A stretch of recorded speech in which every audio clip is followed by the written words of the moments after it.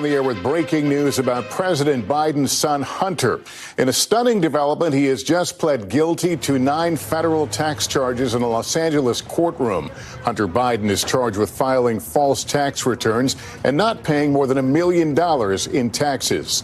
His guilty plea came after a last-minute attempt today to avoid a trial while still maintaining his innocence. The case is now in the hands of the judge who will decide on the sentence. Let's get right to our NBC legal team, Laura Jarrett and Danny Savalas. Laura, first walk us through what's happened. A lot of developments today alone. A lot of developments. Obviously, the major headline here is that he has pled guilty to all 9 counts that he was facing. Obviously, it was going to be a lengthy trial, an embarrassing trial, a spectacle for the president's son on including 3 different felonies: failure to pay his taxes on time, failure to file them, tax evasion. The gist of it was basically he was spending money on everything but his taxes, according to prosecutors. Now, he had pled not guilty. He had maintained his innocence all along. But when he first came in today, his lawyer surprised everyone by trying to do a legal move where he was going to essentially maintain his innocence, but recognize the strength of the government's case. Kind of a no contest. Exactly. And so what that was going to allow him to do was essentially save face,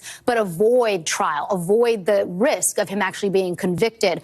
Obviously, this coming after he was already convicted back in June on an entirely different set of charges, but understanding the risk there, given what happened back in June, you can see why he chose to go forward with this guilty plea today. Danny Savalas, let me bring you in this. We're hearing now December 16th is sentencing. How serious are these charges? Not only are these charges serious, but don't forget, Hunter Biden has already been convicted. So it's entirely possible, depending on scheduling, that he may be considered under the sentencing guidelines as someone with a prior record. And under the federal sentencing guidelines, having a prior record vaults you into a different category of sentencing. And so this is normal. The sentencing being set out a few months allows time for probation to conduct an investigation, prepare a report, which they will give to the judge. I calculate the sentencing guidelines at roughly around the 33-month range, but they're not mandatory. A judge can go above or below the sentencing guidelines. So, and could he be sentenced concurrently with the conviction in Washington?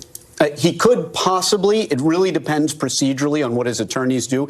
It's something that he really would have had a better shot at doing last year when a possible plea agreement fell apart. So it does beg the question, why go to trial on one of these and decide at the last minute to enter a guilty plea in this one? And I just add that the Alford plea he was looking to enter, that's kind of it's a guilty plea where you maintain your innocence. They're very controversial. They're very rare. Judges, the prosecutors, any of those can veto it at any time. And not surprisingly, it appears that's what's happened here. And Laura, remind us, for those who have not been following this case, that there have been a lot of twists and turns, including that what was once a deal with prosecutors that would have spared him jail time. And it was a deal that crumbled at the behest of the questioning from the judge, who recognized the two sides were very far apart. Hunter wanted sort of global assurance that he would not be tried for anything in the future, and prosecutors weren't willing to give it to him. Because remember, Republicans had been going after Hunter and the Biden family, talking about things like foreign influence and the like, none of which has been charged or proven, but the risk was there. And so he didn't accept that deal originally when the judge questioned him and made sure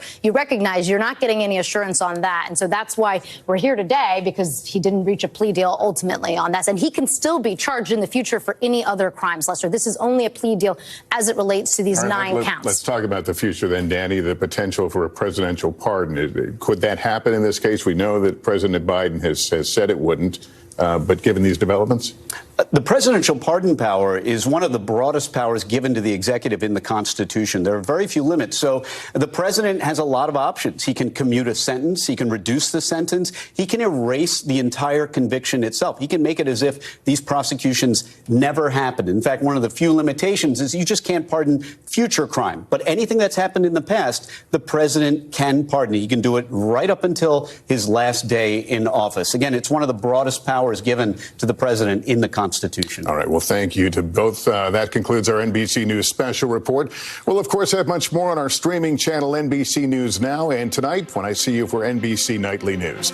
I'm Lester Holt in New York. Good day, everyone.